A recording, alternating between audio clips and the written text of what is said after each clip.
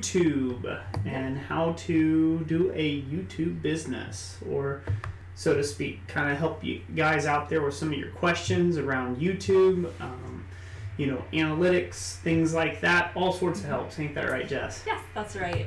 This is our first time doing this kind of particular live stream. Normally, this time on Monday nights, we do just a general business live stream, which sometimes is blacksmithing or just other general types of business-related questions.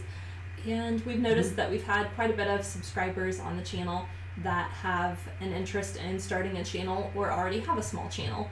And so we thought that we could share some insights and answer some questions about that topic. Yep. No. And yes, we know we're 3 minutes late there with the Forge. So hello everyone. And yeah, so tonight's topic is going to be about YouTube. And so if you're watching this on the replay, you know, definitely watch it all the way through. If you have your questions like that, you can also drop them in the comment section of the video. You know, you can do that, although it's not part of the live chat, and we will try to check back periodically to answer those questions for you. Yes. Yeah. What the Forge blacksmithing? You have an odd question. Okay. Is it about YouTube? Donald Roberts, hello. Billy Strong, hello. Coffee's Forge, evening. It was good seeing you on Saturday, by the way, Mr. Coffee. I did enjoy seeing you. Wish we could have caught up a little bit more, but I get to be a fairly popular guy. People pulling at my attention. So, go ahead. Let's hear. So, Paul Ellis, hello. Hammer Time, New York, hello again. Jason Sullivan from Shamrock Forge, greetings. Yeah, good. All right, what the Forge blacksmithing? You've seen some of my videos. Are they really all that good? I've gained 25 subs in a month. I'm confused. I don't think I'm that good. So that's the tricky thing about YouTube. As far as your videos go, you know, there is a lot of improvement that you need to continue working towards. But what I have found is, you know, even with my earlier videos, they were really stale. They drug on for a really long time. Some of them still do. But, you know, people subscribe for the person that's on the other side of the screen and the knowledge that you're putting out there. So kind of just focus on that. Always focus on being a real human being. Don't come up with kind of don't be a gimmick, you know, just be a real person. And you're just a real person, a guy that's going through the process of forging. And other guys that are all on your skill level, they can, or just slightly below, you know, they're learning loads from you. So as you struggle, as you succeed at things, they're going to learn even more at you. So that's why you're gaining subscribers, because you're just a dude that's in your forge trying to do this thing called blacksmithing, and people can relate to that. So being a relatable channel is a lot more important than video qualities and things like that, because eventually the video quality gets up there, other things get up there. If you take a look at like Chandler Dickinson's channel, Chandler doesn't have nearly the amount of quality, if you will, that like our channel or maybe Alex Steele or Tabor Gallman type has. But see, it's his personality. It's kind of like, you know, you just enjoy Chandler, right? Like when you're watching his channel. So, and he has, I don't even know, it's been a while since I've been over. It's over 150. Over that. I think it's over 150,000 subscribers. So, you know, there again, it's not all about the equipment at that time frame and jump scenes and cuts and edits. Yeah, and if we get a little time at the end, we might try to go and look at some of these channels too and give you some tips, kind of like we do with the Etsy, what we do for Etsy shops. Yep. One quick filming tip for anybody that's filming themselves out there, and I see a lot of the, you know, you smaller creators doing this on your jump scenes or your edits where you're editing out that span of time. you know, you catch yourself walking towards the camera, you catch yourself walking away from the camera, kind of things like that. That can be entertaining to a degree, but then it does also then just kind of eat up time, watching you kind of shuffle to the camera, shuffle away from the camera. Like, especially in my shop, I got to walk around the anvil to the camera, then walk back around the anvil, and so on and so forth. So what I like to do is I like to sync up my transitions in my editing software to 2 seconds long, and then I pause for 2 seconds before I do any action going towards the camera. And what that does is when I go and post then and I edit that, I trim off the end of that video. Basically, at the end of my voice, when I conclude talking, I go 1 Mississippi, 2 Mississippi, and I hit click and trim. That trims that out and it syncs it up perfect. So it looks like I just finished and then the next scene begins. And so this way you don't catch me walking to or walking away from the camera. So Yes. just a quick filming tip. And hello, everybody is coming in fast and hard here, huh? So That's right. So of the 23 of you out there so far, how many of you have a YouTube channel? And if you do, what are you filming with? Are you filming with just your phone, or is it something else? yeah, Kind of give yeah. Let us know what you're doing there. So Billy Martins had just finished tempering his Kardashian. That's cool. With the Forge blacksmithing, yes, we will go over to the internet in a little bit and show you kind of a step-by-step on how to schedule a video. Yep, we'll be coming along like that very soon. So we're just going to take these first few minutes here and say hey to everybody and let everybody kind of start funneling in from the very busy Monday that I'm sure we all had. Oh, hello, Granddad's Forge. Hello, Andrew Freeman. Matthew Hart. Matthew Hart as well. Get into some blacksmithing. That's cool. Yep. And Granddad's Forge, I took a real quick look at your video, about 8 minutes worth, sir. I'll try to watch the rest of that later on this evening if I get the time. And then let you know what I think. So far, so good. Yeah, so let's see what the Forge I filmed with my 3-year-old LG Stylo 2. Okay. Jason Sullivan says cell phone. B&B Forge, I do iPhone. Okay. Yeah, cool. so quite a few with the phone. Let me grab this real quick while we're talking about people filming with their phones. It's a neat little tool. Yeah, go ahead. So for those of you who film with your phones, you may find that it is difficult not to get a shaky footage if you're carrying around your camera and trying to show something in your shop. Now, sometimes it's just easiest to use a tripod, but when you do have motion shots, there is something called a Zhiyun crane. And I'm going to show you Hashtag this. not sponsored by these. This is a 3-axis gimbals. Zhiyun crane is the one that does this. There's DJI does one. There's a bunch of different ones out there, makers of them. It's a little motorized camera stabilizer, if you will. And these are specifically made to be set up for, cell phone usage. And what that will allow you to do is get really smooth shots. They got a whole host of features. Maybe we'll do a video on these at some point in time and go over all the details. So what I'm doing here, just first, is putting your phone into it and getting it to where it's semi-balanced without turning on the gimbal yet. And I'm just gonna pull up my a little video out here. This isn't a phone I've actually filmed with before, it's just my basic phone. So I got my video out, turned on here, and I'm gonna press and hold the power button. Just turn it on, and you'll watch and see it kind of jerked a little bit, and it naturally balanced this. So what this does is I can move the camera, see how my hand's moving, but yet it's holding the phone balanced there. And it's still, could have used a little more adjustment. It's a little crooked on there. And then you could go like that with it too as well. And it has a couple of different modes.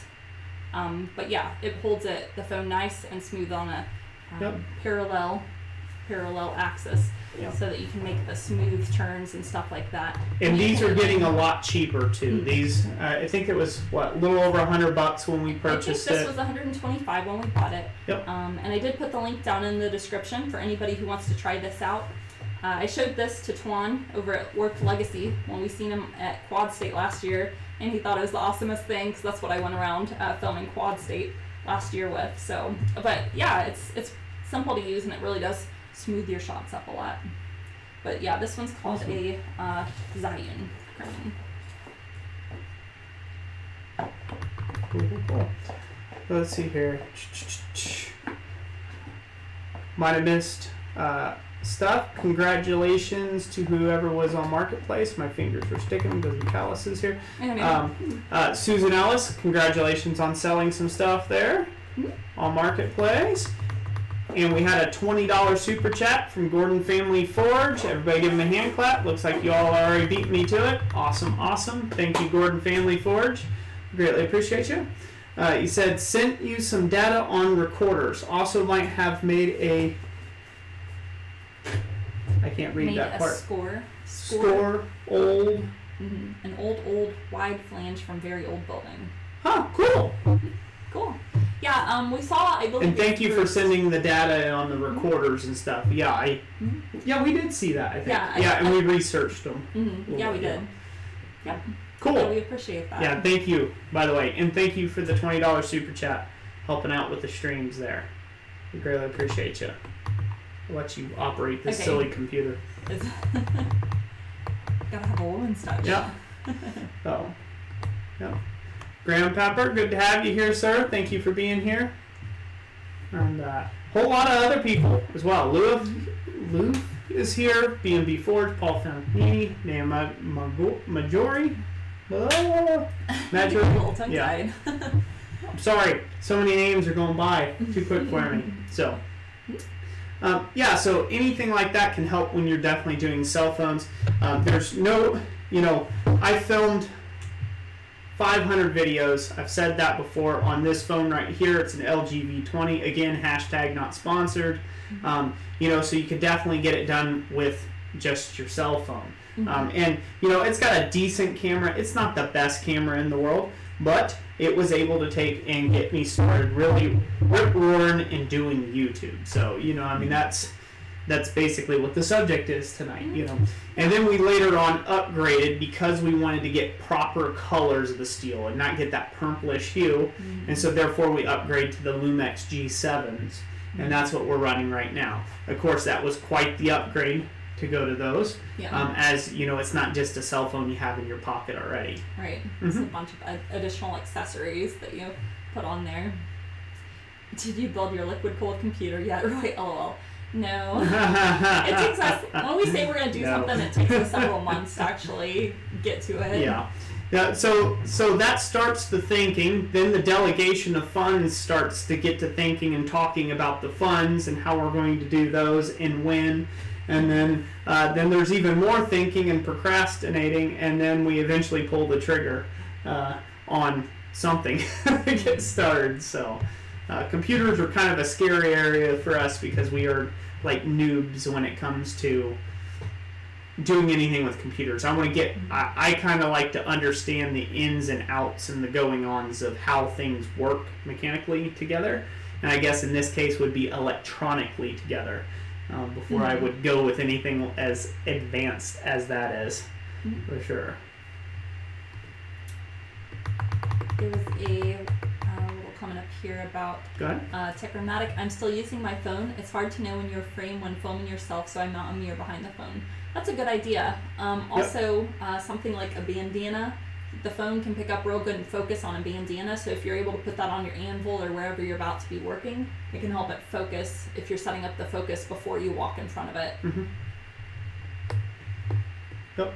And then, of course, when you move up to a DLSR or this mirrorless camera like a G7 or something, a lot of them now have flip-out screens, so that helps out a ton. So. County Line Forge, how do I make an intro screen and an exit screen for my video? So if you're actually talking about a formal video intro that you make, You actually film and render it separately and then add it into the video that you are working on currently. So for example, Roy's little intro of the little hammer guy up there running by the anvil, that's actually a completed video clip that gets put back into the video as my intro type thing. Yeah. Oh. Mike G, thanks for stopping by. And we are doing good. At least this blacksmith's doing good. No. And hello, Miss Penny Brown. Good to have you here. And Luis Felipe is my real name for Lufe. Okay. Yep. Cool. Cool. I guess that makes sense, the first 2 letters of... Makes sense. There we go. So... Oh, real quick before we move on, since we were already talking a little bit about camera gear, which we are going to talk about later on, you can find resource links and affiliate links down in the description box of this live stream if you want to check out our full comprehensive list of gear that we are using for YouTube to produce our videos. And does that have some of our past gear as well? Yeah, I grouped it with, a section of it for use of smartphones and things like that. So there's a whole section of accessories that are meant especially for smartphones, and then an additional one for like just regular filming gear, which is like our current setup, and then also a few of the accessories we use for like live streaming, if you're curious about what goes into that too. Yep. So. Yeah, and James Caroline Forge, you said, oh, okay, so keep it as an exported clip and add it to my videos. Gotcha. Yeah, that's exactly right. So say you wanted to do an intro where, you know, that classic forge weld where everything splatters out, right? And you film like a little short slow motion video of that and keep it to about 8 seconds. You don't want to go real long. Really long intros turn people off, and what they do is they hop off your video, or they may skip your intro every time you do it, and that actually hurts you in the algorithm. People will see, people are dropping out for the first part of your video and then coming back. So you know, you want to keep it to about 8 seconds or less if you can. But so say you filmed a thing where you went bam and you got the sparks, film that, render it, put it on whatever you want, and then you put that at the beginning. Then you always use that clip at the front end of whatever.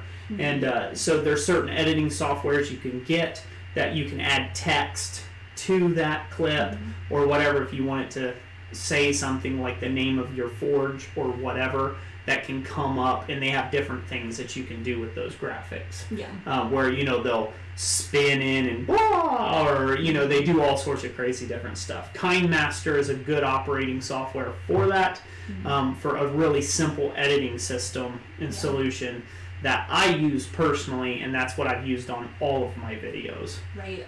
Roy did do a video on using KineMaster, and I hashtag not sponsored. You're going to be saying that a lot tonight. We're going to be saying that a lot. But the videos that we have done on this channel that have been related to YouTube, they are in a playlist together, and the link is down below. So if you want to catch this video on the replay and try to go check out those resources we're mentioning again, all that I put down in the description, just to give you a little, kind of like a little info packet. So attention span these days is about 6 seconds, especially at the start. Technomatic, yeah, that sounds accurate. Yeah, attention span's real short, and you know, unfortunately, a lot of that you don't have control over. You know, people who are actually there because they know you, they watch the intro, and it's just part of the channel. The older generation, they tend to watch. That it's fine, they can have a longer intro, but what really kind of hoses you is you get the younger generation, you know, of people who YouTube will circulate your video to, and they'll just pop on for half a millisecond, you know, and if you're not doing something crazy, stupid, and weird, they're gone within 12 seconds after being on your video. And it does kind of hurt you in the algorithms a bit, but there's not really anything you can do about that. It's just the way YouTube distributes you. So Hammer Time New York, that's some good feedback. You're saying that our 3 at 3 volume is a little loud for the intro there, that you have to skip it or remember to turn it down. That means we didn't catch that, and we actually need to turn down the volume on our exported clip. and we can make adjustments for that. Yep. For Thank our you for letting us know that. future coming videos. And before... And she already wrote it down. So I did. I made note of it. So I know some of you guys won't be able to stick around real long. Some of you jump in and out and stuff. So I'm gonna take a moment and tell you about this resource. I actually have been working on this for the last about 6 weeks. I wrote an ebook, and it's titled "How to Successfully Jumpstart Your YouTube Channel," and the ins and outs you need to know. And so basically, I wrote this for a beginner who is just getting into YouTube, and maybe you have a channel started already, or maybe you don't. But it walks you through so many of the beginning steps. Everything from actually setting up your channel to uploading your first videos to doing things like channel art and profile pictures and custom thumbnails. It talks about the monetization. A lot. There's a lot of stuff in here. This thing's 54 pages long, Yeah, there's a bunch in there. So. And I took the advice that you guys gave me on the blacksmith cheat sheet as well. About having some color photographs. Color photographs, and it's very well illustrated. And anytime I'm talking about anything specific where I was able to screenshot something and highlight it, I did so. And there's also some resources in there that I found especially handy when I began. And so this is over at our website. The link will be down in the description as well. And a little later, I'll probably switch over there and show that to you. Yeah, but unless you all would like to see it now. No, we might as well show them where that's at now. So we're going to just take a real quick second, and we're going to jump over to what she's talking about on the blacksmithpdfs.com landing page. Hopefully you go over to scene 2 there. So we're good to go. Okay, so this is our blacksmithpdfs.com page, and I added it to 2 places currently. You can find it under the digital downloads, or it'll be under ebooks. Ebooks. That's the easier way to find it because I only have 2 ebooks out so far. But it's the second one here, the bright green cover, that's got my title, "How to Successfully Jumpstart Your YouTube Channel." And I actually put some of the sample pages in this if you are curious, and as well as the table of contents. So that, I believe, is the first one there. It outlines my whole table of contents, all the chapters that are in it. And then... Let me read off a few of these. Sure, if you go will. ahead. So she's got in here the first step, what goes into being a video creator on YouTube. What does it take to succeed? Wow. Well, she's already prepared. There you go. Didn't have to read it. Choosing your channel niche, goal setting, how our channel got started, setting up a YouTube channel, additional channel customization, coming up with video topics, when should you make videos, making videos on your cell phone, uploading to YouTube, all sorts of good stuff. I'm going to read them all. But yeah, there is a bunch, and I do mean a bunch of pages that you guys can access there and resource.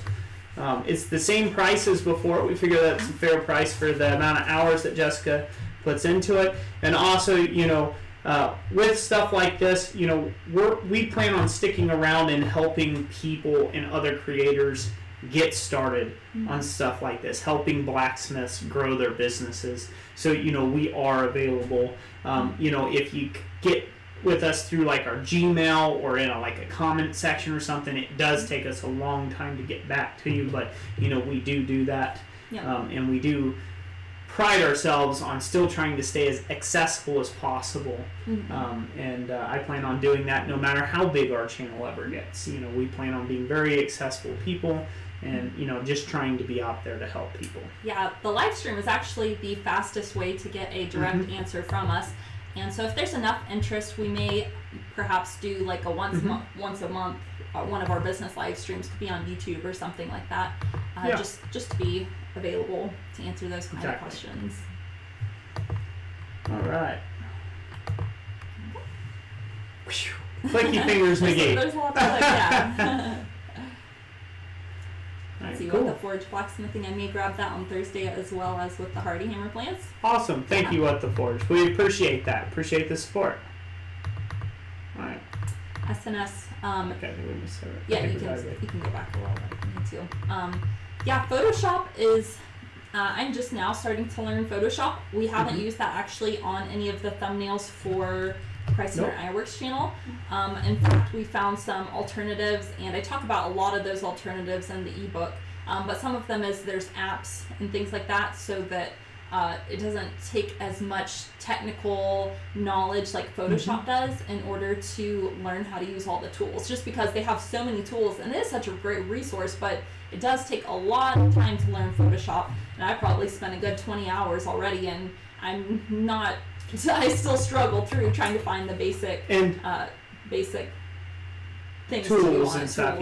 And that's just one of those things, as long as you do this, you're going to always be learning, because even professional people that use Photoshop all the time for a living, they will tell you that there's just too many options that they haven't even been through yet. Most professionals will even tell you that. So you can't learn everything, but you can learn what you need out of it, and there's always something new to learn. Also in the chat, if you have a question specifically for us, put a hashtag and then Roy or Jess, whoever it is directed at, next to your question, and you may have to ask it a couple times. If you do a super chat, then we can get to your question right off the top, because it basically highlights your name, and you all know how that works. But we will try to answer as many questions as we can during this live stream, and still unpack all the great things that Jessica has here for you all. What else? What the Forge asked, Roy, as a layman, given all materials available at the time, how long do you think it would take to make the Hardy Hammer? If you have all the materials that you need to make the Hardy Hammer at the time, I think if you stay dedicated at it, probably 2 days. 2 days time working at it, about 16 hours worth. Really, it's like a day of cutting and prepping all the pieces and doing all kind of the little bit of mechanical bits, and then like a day of welding and tuning, basically. You might need a third day in there to get it tuned in just the way you want it, but really it's just a cut and weld job. And if you got an angle grinder, you can cut all the pieces out with an angle grinder. Basically, I've made it to where you can use a drill press, an angle grinder, and a welder, and you can get the whole thing bolted together. So it shouldn't take any more than about 3 days' time.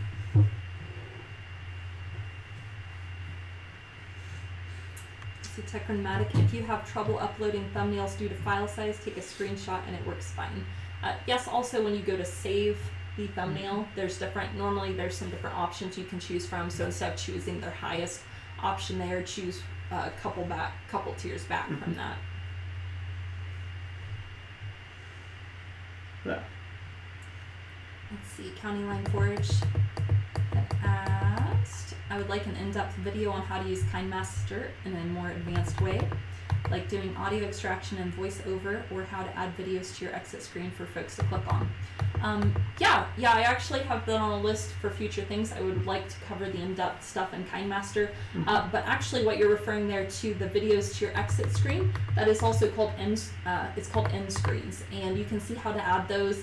I have a tutorial in that playlist I was talking about on the YouTube, so it's not that difficult. It'll walk you through the steps there though, and that's actually done after the video is uploaded. Coffee's Forge, last time I downloaded to my YouTube channel with a video longer than a couple of minutes, my phone crashed and I lost everything. Oh, I'm sorry to hear that. That ain't no good. So. One thing, if you lost everything, it sounds like perhaps you were uploading a video that wasn't formally rendered.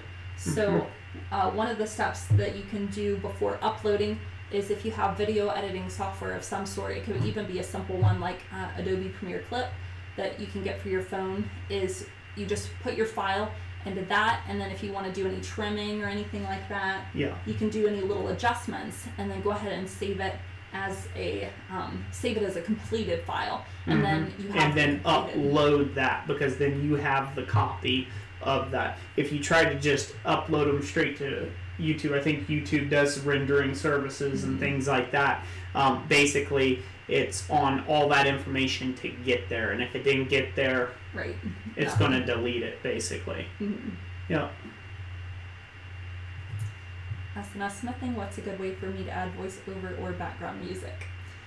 So depending on what software you're using, again, a lot of them do have a option for you to narrate, and but you'll be needing to use something like I think Premiere Clip has an option for you to narrate, but they only let you do one solid clip the whole length of the video, I think.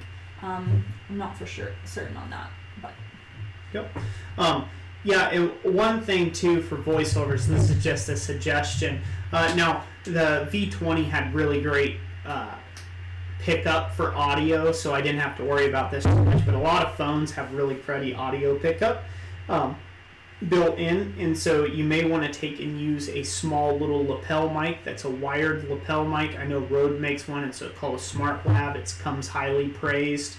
There's also one called a Boya microphone that we've been looking at. It comes highly praised as far as a lav mic, and they make options that basically plug straight into your phone if you have a audio jack. If you don't have an audio jack, that's okay too.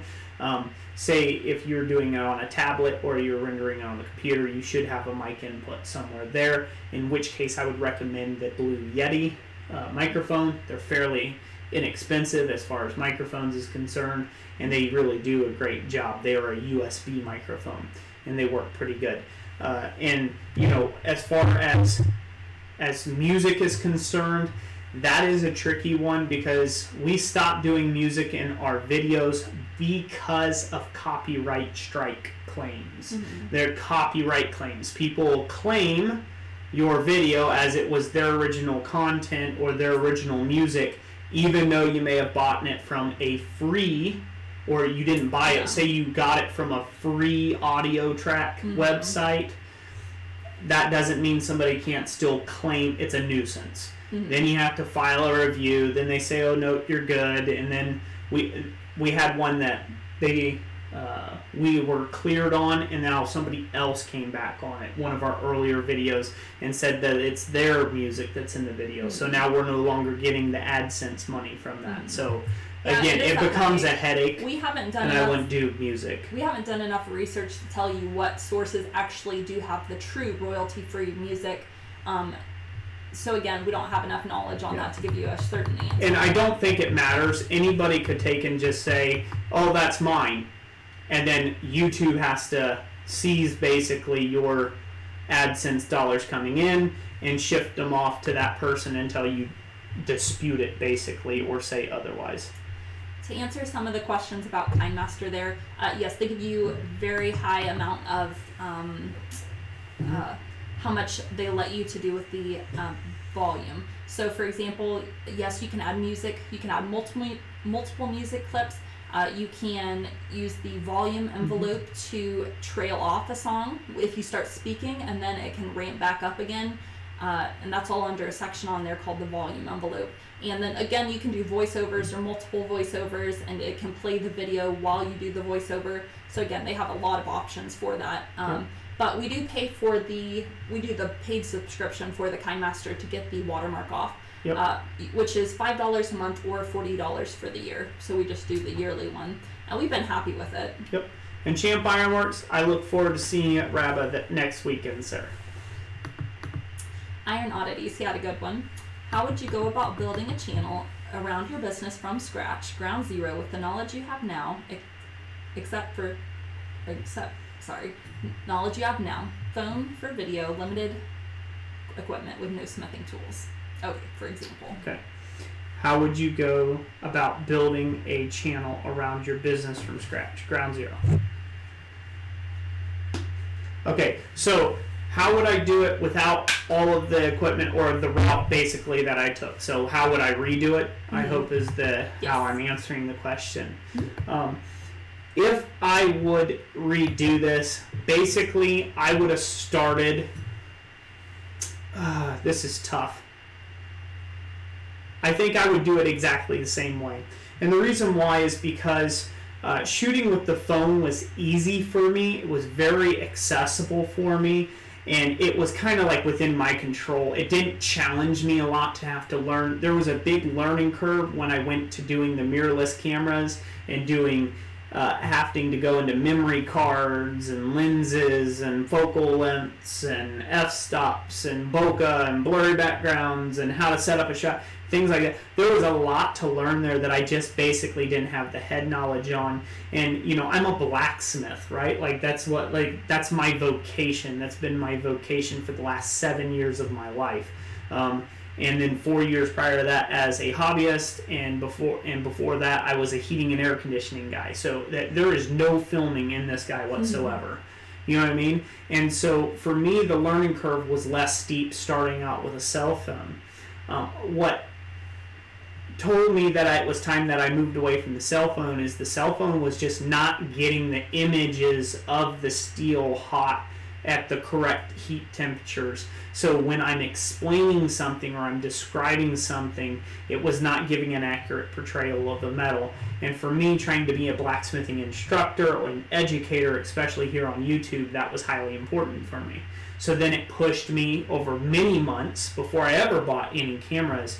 I did months upon months, 6 to 8 months worth of research on everything that we own now. And I've always done more and more research before I ever buy anything, just so this way I have some common knowledge about it, of what I'm getting myself into. And so if I were to do it again, that's exactly what I would do. I would probably take the same route that we've already took.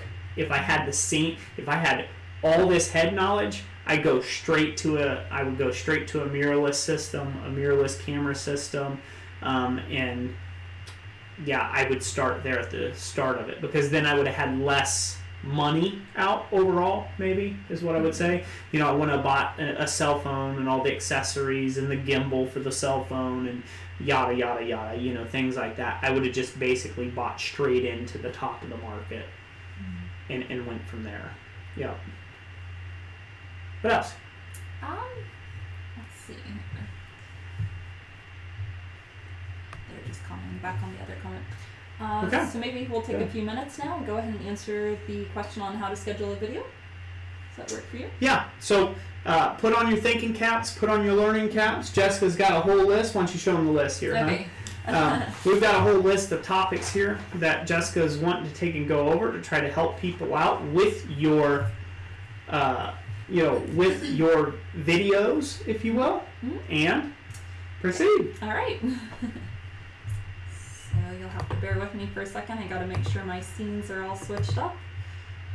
But I'm going to start off on the dashboard here. So to schedule a video, you'll want to be in the Creator Studio. Can I pause you for a second? Okay. And if you ask a question that we are not answering currently because we're trying to teach you something, you'll just have to ask it again when we go back to reading questions. Yeah. If you will, yeah, you'll know the difference when our screen, when we get big again. That's when we pull up the comments. When we get big again on screen, that's when we pull up the comments and we can see your questions. Yep. So we'll go under Video Manager. And also, if you're doing this from a phone, you can edit the same information, but you do have to have YouTube Studio. That's what it's called, right? Which it looks, you can download it in the App Store. It looks kind of like a little gear icon around a little YouTube play button. So I have to find a video that's not published yet. Go under private here. Go to our private videos. You guys are getting a little sneak peek. You are. If you're paying close attention, you know what videos. And if you would have paid real close attention to the front top left-hand corner there, there was 914 videos uploaded there. So we are getting really close to 1,000 videos of content, which is pretty exciting. So go ahead, continue. Right, so I'm here. So this one is going to be the one we're going to use, upgrading the power hammer. And actually, I'll go down to part 1, and just press edit. And from there, you can do this now afterwards if you've set your video to private. And you can also do this process when you're during the upload screen of your video. So I actually recommend, as I wrote in my book, that you should set your video to private when it's first uploaded, and that way it gives you plenty of time to add your title, your description, and your tags, as well as it takes YouTube a little time to render down the multiple video types. You know, the 360, the 720, all of the different things. So you don't want to publish your video right off, because if somebody's trying to watch it in a resolution other than what's ready, they will get an error screen. So that's not good for your watch time. So here you'll see there's like a little drop down menu and it's set to private currently. So to do a scheduled one. And by the way, the way it looks right now, this is on desktop. If you have the YouTube Creator Studio app on your phone, it looks slightly different, but basically it's all spelled out the same. You would click on the icon of that video, you would hit the edit tool video, it would look like a little pencil, okay? You would click on that, and then you would be able to come down to where it says private, and then you would be able to say, okay, let's, again, scroll down to scheduled portion of the post. Yep. So it will differ slightly because you're on mobile, but basically it's spelled out exactly the same across all platforms. So from the selection there, I just click schedule, and then that allows me to select the date and the time. And I've got a bunch scheduled already, so she'll have to go to the 18th. The 18th, sure. Which will be Wednesday, July 18th of Wednesday, right? And ours normally come out, 6 a.m.? Yep, and when you choose your time from the time bar that they give, they do the same thing on mobile, 6 a.m. And and then it tells you down here that's the 4 o'clock or whatever. Yep, their local time wherever they're at. And then so after putting in your scheduled time, then you make sure to press the save button, or now it reads publish on Wednesday, July 18th. You make sure to do that, and that'll save your settings. Yeah, and on mobile, it just has a save button. All it says is save up there instead of publish on Wednesday, July 2018. So all it'll say is save. It'll have a little save button. If you don't click that save button and you just back out and go to another video, you're hosed. So, so if you jump back out of that and you just go to another video, it doesn't save any of the edits that you did when you left the page. So you want to make sure that you hit that save button. I've done that a couple times. Yes. Yeah, great. You guys are paying attention. Yeah, all those tags. I do a lot of tag research. It takes me about... I'm sorry. Hammer Time New York. Jess is organized tonight. Only a couple of tabs. Yeah, that's true. So go ahead. Yeah, I use tons of tabs. You should have seen me when I was working on my ebook and finishing it. I had probably 12 tabs open. Yep. Would have drove really nuts. So tags, like, let's get into that. I'm just trying to provide a little value here. That's great. Jessica knows way more than I do, but we've both watched this very intensively. Tags is how the beast feeds. It's how it knows your video exists, and it's how it knows who to take and would be most likely to watch your video by their watching history or their viewing history, right? If you like fluffy little kittens, the algorithm knows that you'll watch the cute little kitten video as soon as it pops out, and they're gonna they're gonna market that video to you, especially if it's monetized, because hey, right, YouTube is a business, they're trying to make money, right? And they're gonna market that in your feed, right? Every time a cute fluffy kitten video goes on. So people who watch us a lot, guess what? You get a ton of our videos in there. Because we have such great tags, even people who hate us that watch blacksmithing videos, we pop up in their feeds all the time. And that's where I say you may not like me, but you're not going to get rid of me, right? I'm going to be there all the time, right? And so it's because of those tags and because of those keywords and search engine optimization that puts your videos in front of as many eyeballs as they can. The more information you feed the beast, the more it wants to gobble up what you have to give. Definitely. Yeah, since we're talking about tags, we might as well delve into this a little deeper. One of you mentioned, I make tags from anything I can think of, even remotely applied to the video. Good and bad, because sometimes that works, but it's a hit and miss technique. It doesn't take as much time as it does to do the research, but doing the research, I covered that in the book on how you do the research, and I'm going to go ahead and delve into it a little bit here as well, and go ahead and pull up one of our videos that's been on for a couple of months and kind of show you how the tags play into it. And then Gordon Family Forge, do you copy and paste all the keywords from a document created earlier? That's one way you could do it. I personally actually just pull up the video, and since a lot of times Roy films this video and I'm not around, I sit and I listen to the video, and while I'm listening, I am, if he makes note of something that I'm supposed to put a link to, I do my best to make note of that at that juncture, but I'm also spending that time researching the tags using a tool called TubeBuddy. Now, TubeBuddy is something we've used for a year and a half now, pretty much since we started going full at, because we started listening to different blacksmithing, or well, not blacksmithing, but YouTube instructors talking about all the features that this particular tool has.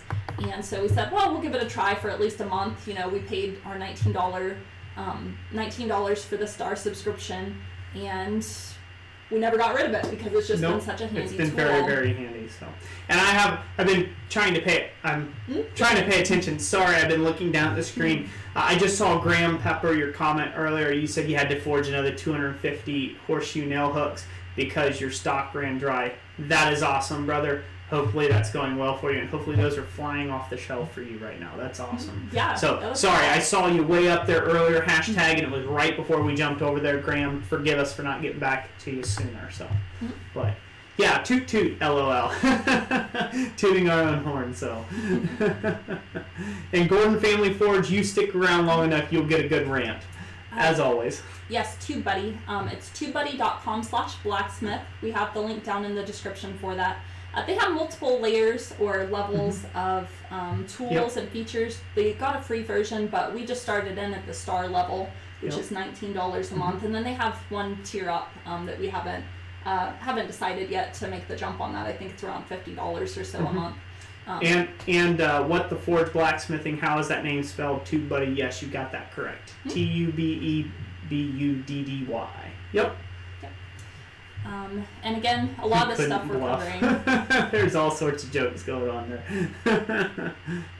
Oh, cool. So go ahead. Yeah. Okay. Let's jump. I'll let her continue. All right. Let me delve into the tags here. So I think I've already pulled up a lot of tags for this, which is, I don't think we have any videos actually right now that don't have tags. But I'm going to, let's say I was going to take and I was going to add some more tags to this.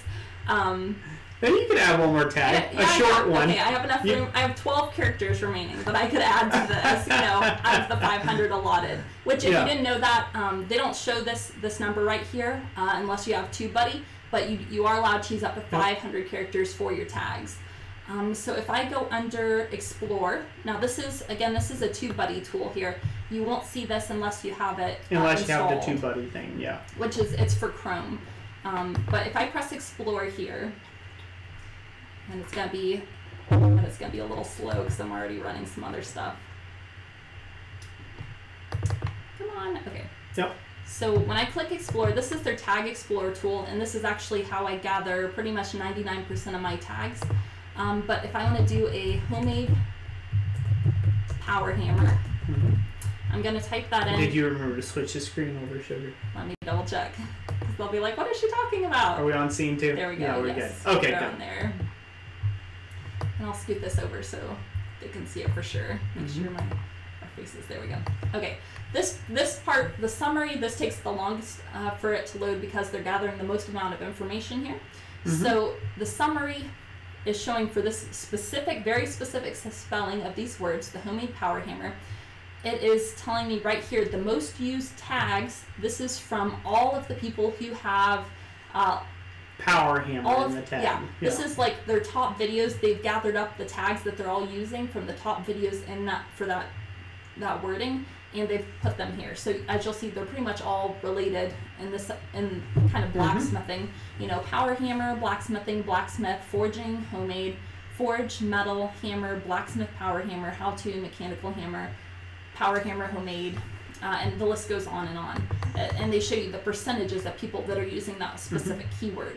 Of the entire platform around that keyword. For that phrase. Yeah, for that phrase. So. This is another really important thing to look at here. This is called a keyword score. And the first amount tells you the search volume. That's how many people are searching for this particular phrase. So you do want a high number as much as possible. But then you also have to look at the competition. So if there's more competition than there is search volume, that means that that's not the greatest tag to use necessarily, because it's going to be hard for you to rank because there's so many videos already using that keyword that it's hard for you to place for it. But if I go under auto suggested here, this tells me it takes the keywords I've added. So if I've only added 1 or 2, it expounds upon them to give me more keywords. So now it's got homemade power hammer blacksmith, or homemade power hammer plans, or homemade power hammer designs, and it just gives me all these different ones. So in a lot of cases, you want to go for anywhere from a 3 to 4 length keyword. It's called a long tail keyword, and you have a higher chance of getting found when you use those, and for your video getting shown at the top of the search results. And even if I just do this and I put in the word plans now, like was one of the auto suggested, and then just research that again, I bet you're going to see, just with that one extra word at the end there, that the competition is going to be a lot lower, and hopefully there's still high search volume, because then that would tell me that is a really great tag to use. Now this is, you want to use relevant keywords, so if you have a power hammer video but you're not offering plans, it's not really a relevant keyword to you.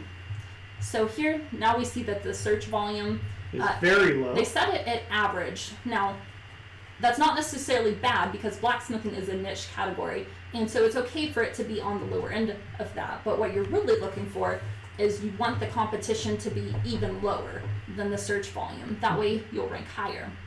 And so they give it an overall of a very good score of 75 to 100.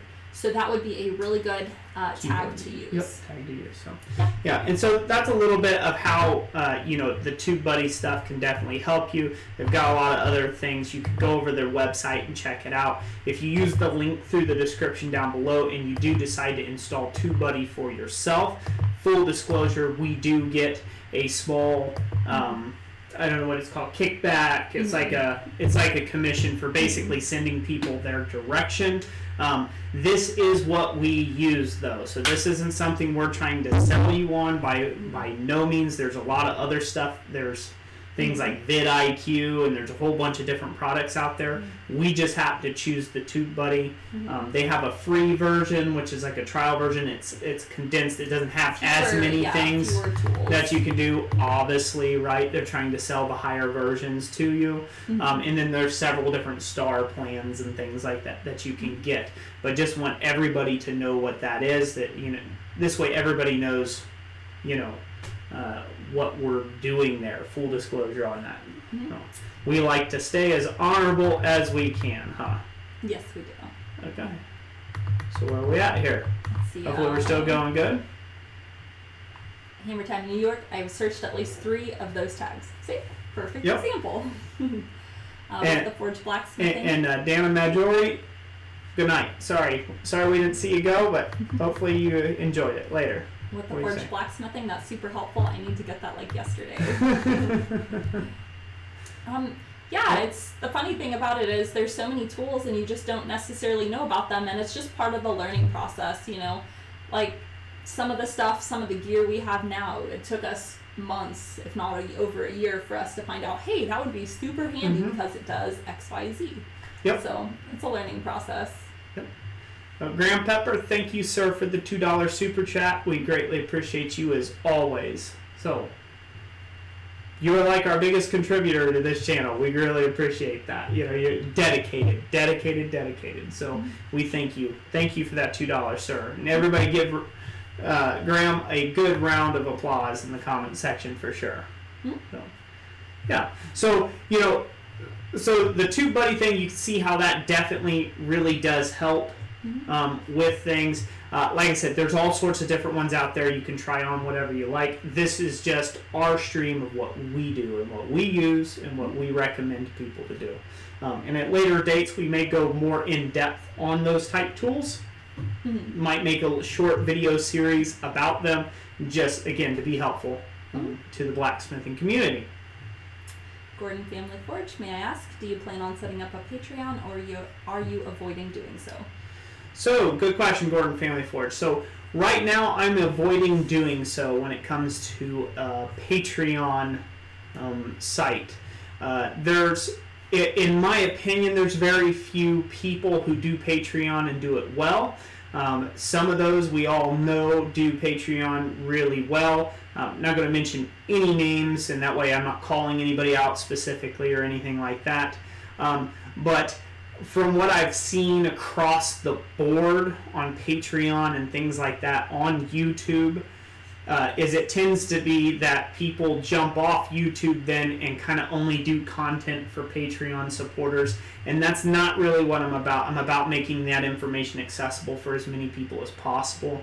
And so things like, we have a PayPal donate button if somebody really feels like they want to take and donate to us. You want to do that on a monthly basis. That's a completely your prerogative. One of the biggest things that I had against doing Patreon is because there is an expectation of a certain amount of content that has to be coming out. There has to be, usually there's something in exchange, extra access to me, so to speak, when it comes to that whole side of things, because somebody's making that dedication to supporting you every month, right? Generously in a lot of cases, and so it would have been my fear that because I'm still doing this full time as a profession for blacksmithing, it's my customers' orders and deadlines are always kind of coming first. And that's where I'm not a professional YouTuber, although it looks like I am. And I've been accused of being so because I put out a lot of videos of content. But I am first and foremost a professional. I'm an artist blacksmith for a living first. And so doing something like Patreon for me would not be as good of a fit because I don't feel like I could be as consistent or provide enough value to be honorable for that. But doing things like this, doing live streams where people support us in the live streams, that's completely open-ended. That's a pledge based upon somebody else's thing like that, and there's not really any strings attached. I'm already here. If I don't do a live stream, there's no money. If I pop off like a ghost someday and I disappear completely, right? I just had enough of YouTube and I say, to heck with this, I'm not doing YouTube anymore. Your dollars are not going to me with me not being honorable and continuing to put out content towards you. And so for me, this kind of works the best for us, like with the super chat donations, and if you want to do a PayPal donation or buy a Power Hammer plan or purchase some merch, those things, they go a long ways towards helping out this channel grow and be able to be a financially lucrative enough that I can turn down some work instead of doing work all the time. I can spend and focus more time on teaching. And I do want to do that someday as my vocation and profession, is to focus mainly just on instructing from here on out. But a great question. It's a long answer. I know. Yeah. I'm sorry. Please forgive me on that. But I get asked that a bunch, and so why not put it out in a stream? Yeah. Thank you for the question. Good time. Yeah. Good time for that. Yeah. Gordon Family Forge. I'm just happy for the content creation. David Burson. I think I would prefer making a Patreon donation rather than those people that switch to Twitch and ask for monthly subscriptions. Yeah, it's just different ways of doing it. Twitch is starting to gain in popularity, but still mostly a gaming platform. Yeah, and and one of the things that you have to understand too is nothing in entertainment value is free. So those people that switch to Twitch, or those people that are doing YouTube, us people that are doing YouTube, your favorite creators that are on the platform that do YouTube, this or that, ultimately they don't have to. And you could say, well, they made that choice to be a creator, right? Or they made that choice. But you're benefiting from that choice. You're benefiting from those late night hours. You're benefiting from them figuring out all the cameras and how to bring you something worthwhile. If they're not bringing you something worthwhile, you shouldn't be subscribing to them. I mean, if it doesn't help you, if none of our videos help you, you shouldn't subscribe to us. Like that's like a complete waste of time. Why would you subscribe to somebody who's not somehow benefiting you? And so that's kind of one of those things. Is there enough value exchange there for you to support that channel with some sort of financial gain, right? And so if you want to watch a creator that's over on Twitch, that's kind of just the system. You have to subscribe and therefore pay a monthly fee or whatever to watch them on Twitch. But yeah, there's a lot of people who switch that way just for the money aspect. And you know, again, if they just switch just for the money aspect, then it's just kind of like, you know, I mean, it kind of loses the heart of what they were doing it for in the first place, which was to teach or to entertain the other way. So. Yeah, Gordon Family Forge, I value your content. I get way more from this than any other resource right now. And what the Forge Blacksmithing followed that up with. Agreed, this channel specifically has taught me more of the craft than any other. I can never thank Rowan just enough. Thank you guys so much. You know, you're very welcome. We really appreciate having, you know, subscribers like you guys and, you know, everybody who sticks around and keeps coming back on a regular basis. We really appreciate everybody. Graham, what goes on with the YouTube Red or YouTube Premium? Now it's called. They just made the transition. Yep. Do you get AdSense from those, or what goes on there? So the way that YouTube Premium or Red works is for those that pay for not having ads or advertisements, that payment is put in a really large pool of money, and then it's divvied out amongst the creators' videos that are on Red. We don't specifically subscribe to Red. We don't put our videos on Red. It's just they'll play that ad. So say we have an ad on that video, but you have YouTube Red. Instead of them playing an ad against that video, if you still watch that video and there's enough of you, we get paid a certain small little sliver of that pie. And that's how YouTube Red works for this side of the fence. On your side of the fence, it's great for you. You have no ads that you have to watch, nothing like that, and that's how that works. Yeah, it's less than $5 a month of what the cumulative anything from viewers that watch or have YouTube Red is. Yep. Yeah, and David Burson, you're absolutely right. You know, there's a lot of people that jump that way. You know, they jump the hoops through for money. And again, that's where you kind of have to check yourself as a creator. What is it that you are doing on YouTube? Right? This is perfect for this stream. This is a great point for the stream. I'm going to go ahead and rant about it. Why does it matter? We did this a little while ago when YouTube changed the policies about what it took to become a partner in the partnership program, right? And you know, and I took some chastising, a lot different sides of the fences on that. But basically my premise was, why do you want to create videos for YouTube for?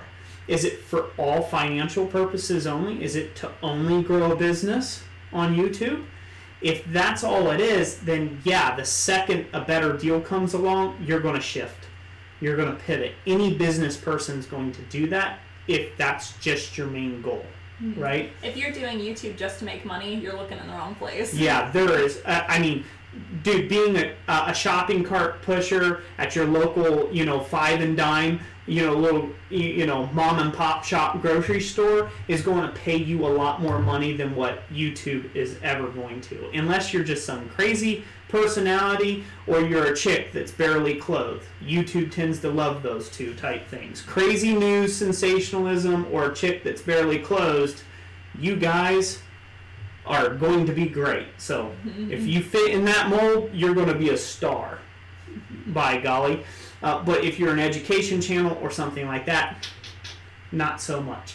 It's fair, but it's not what you would say would be a high medium wage would be. So yeah, I did a whole chapter on making money on YouTube in the ebook I wrote.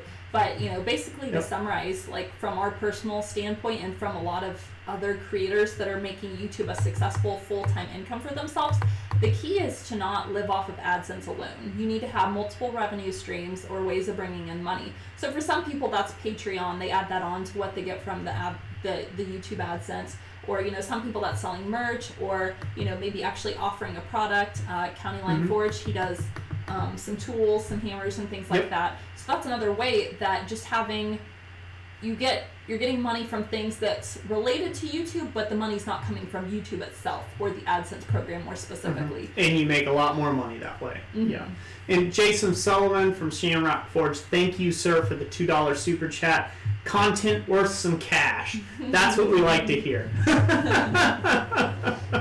So yeah, so just going back to my little rant there, and then we're going to get back on topic here. And thank you everybody for giving a hand clap in the thing. Yeah, hot chicken afford to bikini. I'll watch that. LOL. Yep. See, I told you. Boom. A hot seller. So, get back to my rant. What is it that you want to do on YouTube? When I first got onto YouTube, my intentions were not pure, right? They were not altruistic in the least bit. I can't say that they are still altruistic in the least bit. You know, altruism is a very interesting subject line. By whose standards are you altruistic about? You know, I want enough money to make this reasonable so eventually I can maybe do blacksmithing full-time as an instructor. People to care enough say, hey, yeah, that guy's got a lot of instructional videos. I'll hire him to come to my club in California and fly him in to teach my students, right? Mm-hmm. Something. So I hope one day that that will pay off and that I will be able to do that because I naturally have a heart for teaching. That's what I love to do. It's what I love to do. I'm passionate about it. I'm passionate about blacksmithing, if you haven't gotten that already, mm-hmm. right? Very passionate about blacksmithing. And so for me, I would still be doing YouTube, maybe not as many videos, maybe not trying to do the algorithm, maybe not investing into TubeBuddy and cameras and caring what you guys use or experiences so much like, if it was all for nothing, like I got no money for it. Because I have found on YouTube, I get this great feedback from you guys out there and gals in the community. You're like, hey man, that helped me so much. And that makes me feel good on the inside. And so for me, that's what's worth it for me. And that's what I get out of YouTube the most. Of course I want your hard-earned dollars to go in my bank account and make my life a little easier. You know, any business person or anybody would at that point. If you're going to throw money at me, game on, right? Like, cool, let me see if I can throw out some more videos. But that's not the main reason why I'm here on this platform, and that's not the main reason why a lot of the really good creators are on this platform for. They're not here for just your money. And so anytime that you can help make that a little more reasonable for them to stay at doing what they do, you know, when life gets hard or things get tough and they have to make that decision, eat or make YouTube videos for my community to get those attaboys. They're going to eat and they're going to drop YouTube. You know, and so the more that community pulls around creators that are producing content, the less likely they have to make those choices in life.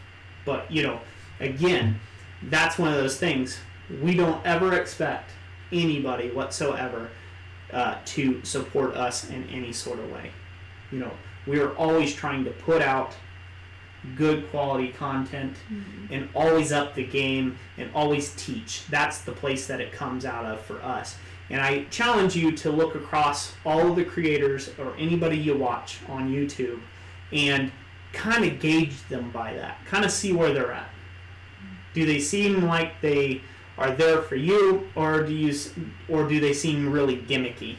If they start getting too gimmicky on you, and it's like they want to put, you know, they want $1,000 to put out one video, kind of thing, or they're always kind of what do they call it, crowdfunding a video. They most likely don't have your best interest at heart. They're just there for themselves, and at that point, you kind of have to make your own gauge of whether you're going to spend your investments there or not. Because it's both, it's an investment of time and it could be an investment of cash, but that's your, you know, that's your choice, and you got to use both wisely, especially in today's world. Okay, ran over, mic drop. Robert Waters, most small business owners are not in it for money, however, they will always get tired of working for free. Yep, because, you know, ultimately, you know, anybody who decides to take up the road of being a small business owner or an entrepreneur and not work a factory job and maybe try to make something of themselves a little more, and not that a factory work's a bad thing, but trying to take and break a mold, or trying to go out and try new things and see if they're going to be successful and stuff like that. Ultimately, there's this little thing called insurance, and there's this little thing called the tax man, and there's this little thing called, your kids, they like to eat, and there's all these other little things that, they didn't get any less pressures in life like everybody else has by choosing to go down that road of being a business person. And so, that's what, again, they may not do it for the money. And in fact, a lot of times you feel wrong about trying to charge somebody for money, especially when it's going to take you so many hours. In fact, I've tried to talk several customers down from the cliff of something they were wanting, because I knew for me to do it, it was going to be extremely expensive for them. And sure enough. Yeah, that is funny how that works. Yeah, sure enough, they bought it anyhow. It will be. Yeah, it's going to be pricey. Yep. So, County Line Forge, James, sir, thank you. And I'll continue to preach it there, brother. Encouraging the Roy rants. Yep, that's good. Yep, thank you all for giving all the hand claps in the comment section down below. So, encouraging more Roy rants, one little bit at a time. So, we've hit one topic on the list. Hour and 15 minutes in. Okay, well, let's go back. Sure. What else you got there? The next one is doing a channel comparison. Do we want to do that? Okay. Do you have any there that's not to do with TubeBuddy that they have to do on TubeBuddy? Is there anything there that they can check out from their regular dashboards and stuff? Yeah. Yeah. Give me a second here. Yeah. Okay. Okay. One thing I went over was. Go ahead. No, go ahead. Okay. Yeah. All right. Tell them where you're going, Jess. Here. Okay. I'm clicking on scene 2. You didn't mention that part, but anywho. Oh, brother. All right. We're going to talk a little bit about customizing the home screen. So some of you may have seen this on other people's channel, but you don't know how to do it yet on your own.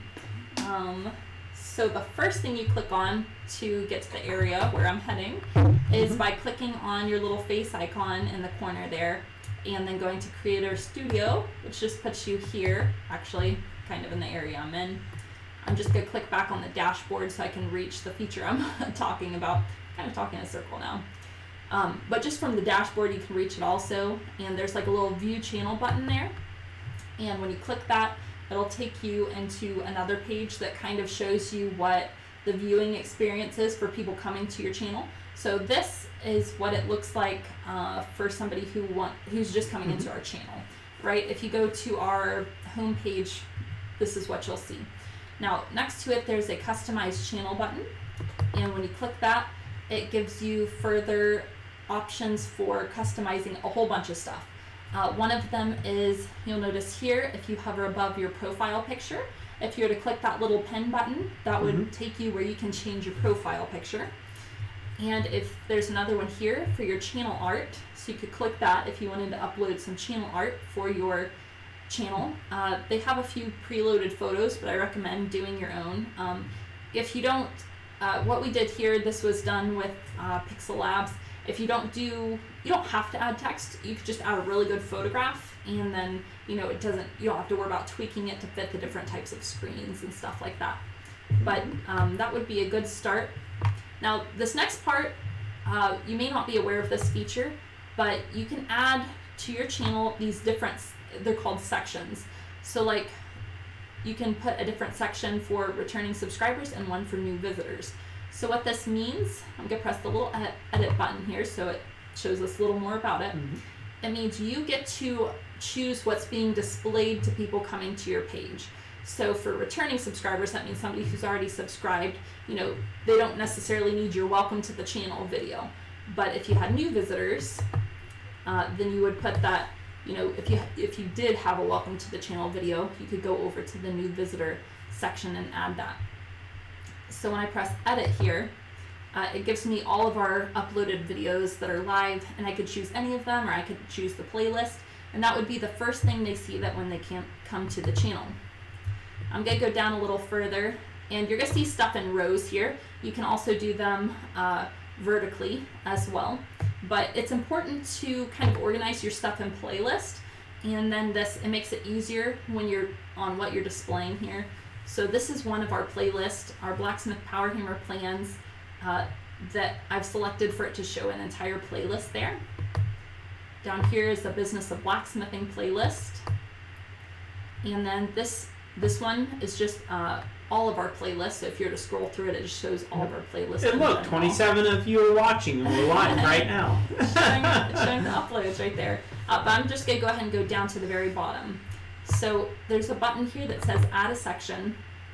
And I think it jumped me back to the top. 1 second. Yep. So this just tells me how the layout of my content's going to be, what I'm selecting for it to show. It gives me a whole bunch of options as far as, you know, upcoming live streams or posted videos. It could be a single playlist or multiple playlists, stuff like that. Yeah. And by the way, if you need more in-depth help on stuff like this, and you know you need something like that, there's a lot of free information that you just have to Google out there. You just got to search YouTube for. You know, if you want something specifically from us or to know how we do it, you know, we also offer consultation type stuff like that. And it doesn't have to be just around blacksmithing business or just blacksmithing questions. It can literally be around stuff like this. And when we have the time to take that call for consultation or whatever, and, you know, maybe even Skype call it or something like that, and, you know, we can walk you through a few things here and there.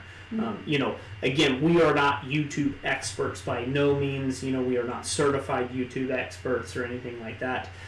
But, you know, you can find a load, and I do mean a heap load of information. This is how we've learned a lot of this, by just watching hours upon hours of, you know, YouTube content and tutorials of how to do this sort of thing. So it's definitely out there, but if you have any direct questions, you can always ask us about it in that way. So anyway, that just summarizes what I wanted to show you. I just wanted to show you that area of how to customize those parts of your channel if you've been looking for the location of how to do that. Yeah. And, you know, one of the things I want to point out there too, you know, if you don't understand how to operate something, so say you don't understand how to operate your editing software, you know, sometimes the best thing you can do is just to start like a dummy project, right? And then just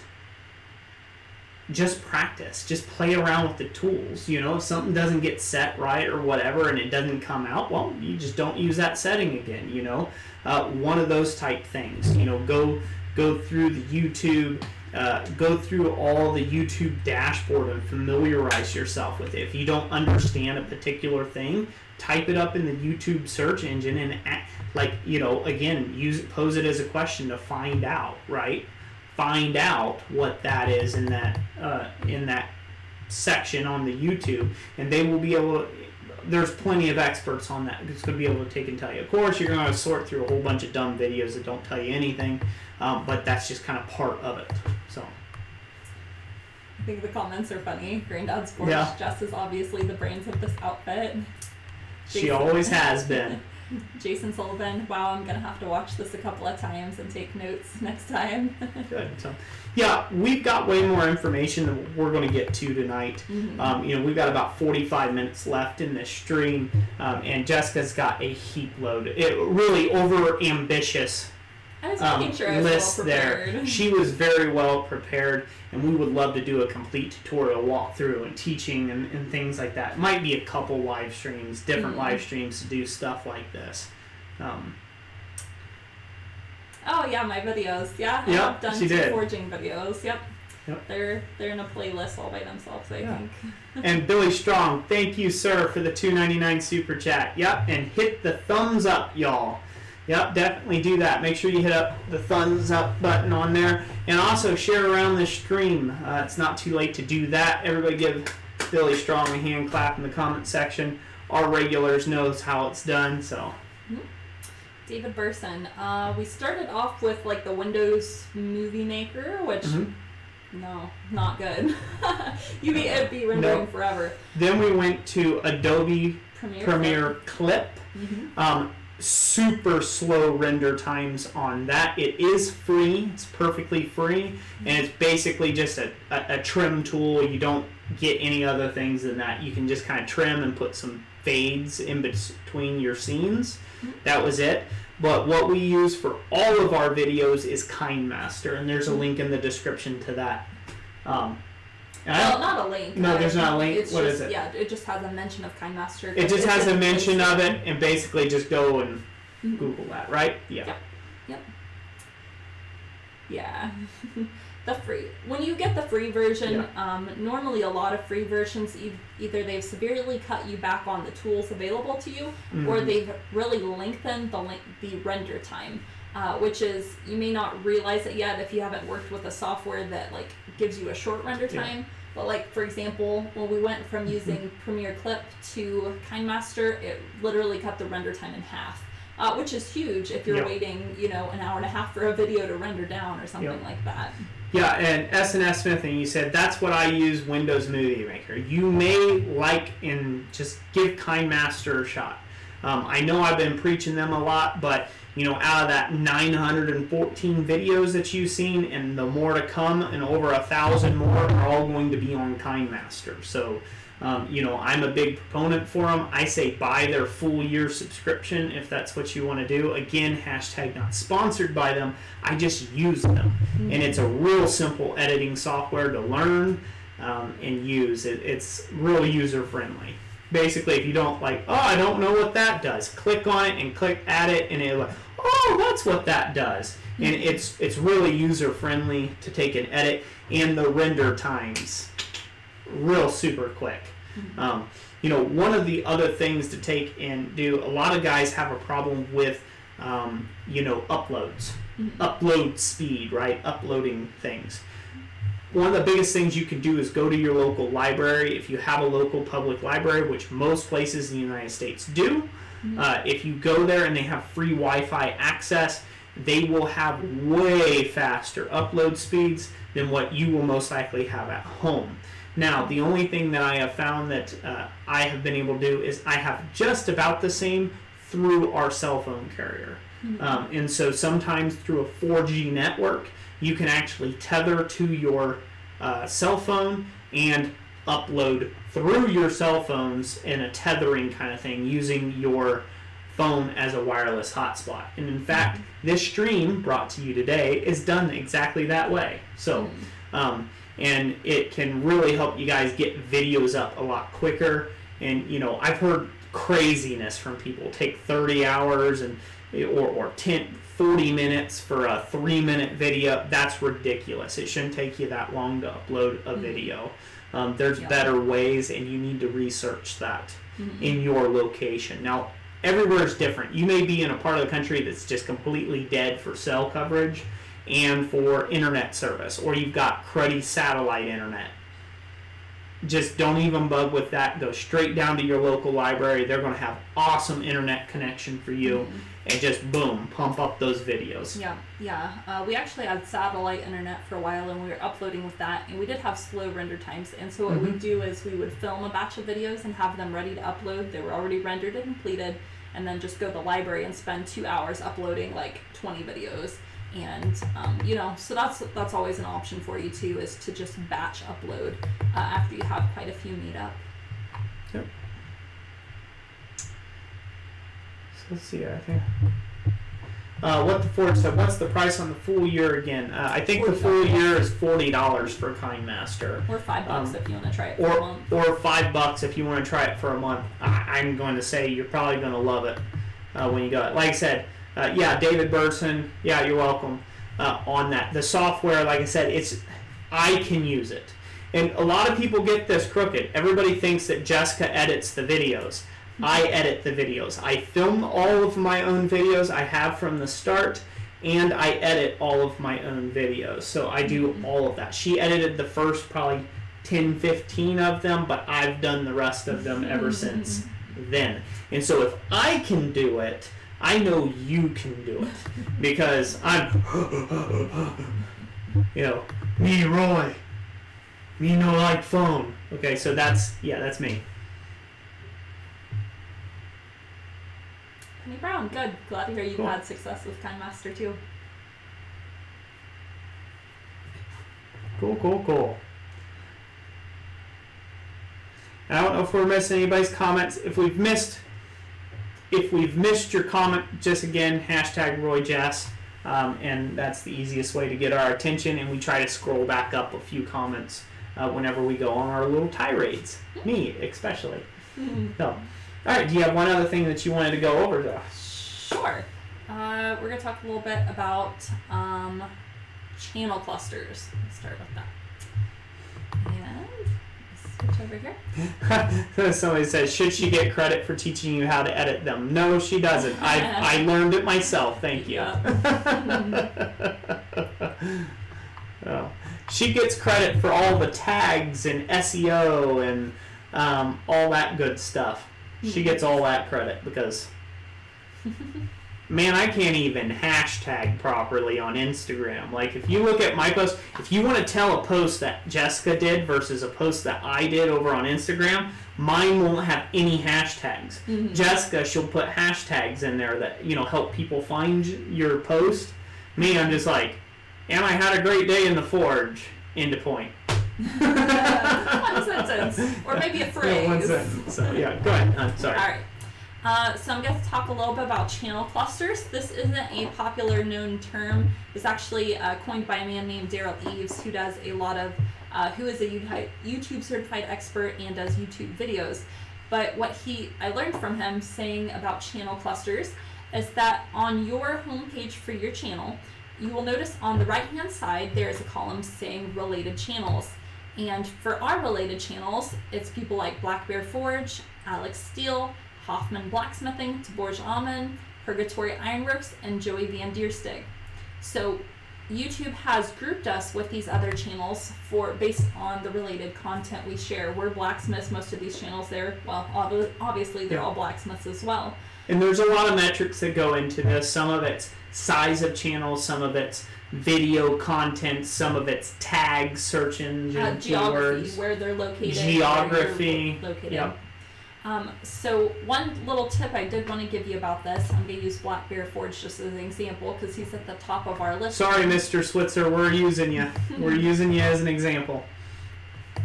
Oh, by the way, if you all haven't checked out John at Black Bear Forge, you guys are missing out. You really need to go check him out. We're doing a wrought iron collaboration right now, and he is doing a fantastic job on a dragon door knocker. So definitely worth the watch. Check him out. Yeah, definitely. Oh, and by the way, I do like his channel art. It's like kind of a wide view of his shop, which is pretty cool. Yep, very awesome. So there's a couple of things you can do to help get grouped with channels that are similar to yours. I'm gonna use this little button here called Channelytics and pull this up. This is also a TubeBuddy tool, by the way. I'll move it off to the side. So, so when I was at another YouTuber's page, I can use the Channelytics button to kind of get a behind-the-scenes view of their channel. Now, this is all still public knowledge that YouTube and TubeBuddy has partnered with and said, yes, this amount of information is okay to share and make public, and so therefore they make it available to other YouTubers to look at and to kind of, it gives you some, just some comparison points, I guess you would say.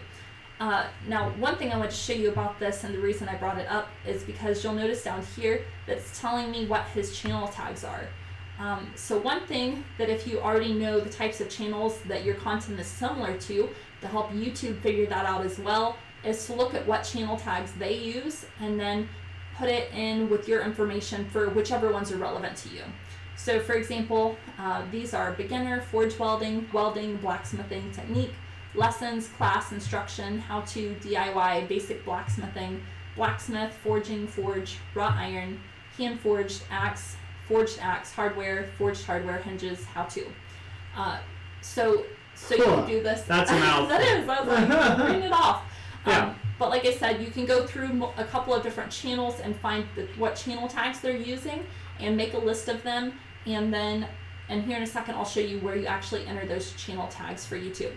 And just a little bit brief more on this, what they allow you to see with this TubeBuddy tool is this is a comparison tool. So like where this green bar here And so it's comparing our subscribers amount for the last 30 days. Yeah, how many subscribers we've got compared to another person's channel. Yep.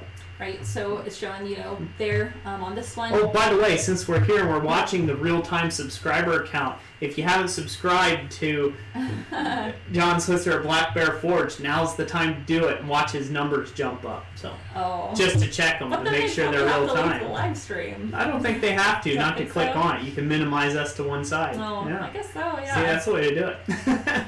Go ahead. All right, so besides subscribers, also views. It gives you the chance to compare views.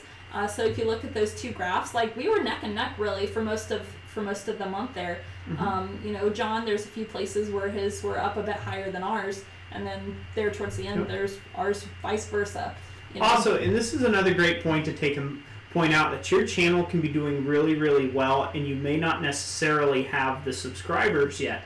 Because we can compare our channel compared to a lot larger channels than ours, and in a lot of cases we're doing 2 or 3 times better than they are as far as views and subscribers gained per month type deal. And if you look at John is just killing it. He's putting out great content.